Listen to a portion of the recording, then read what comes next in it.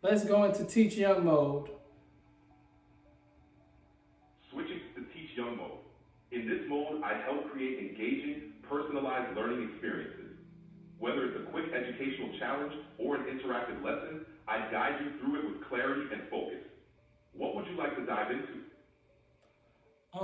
Let's start with I have to teach my 6-year-old how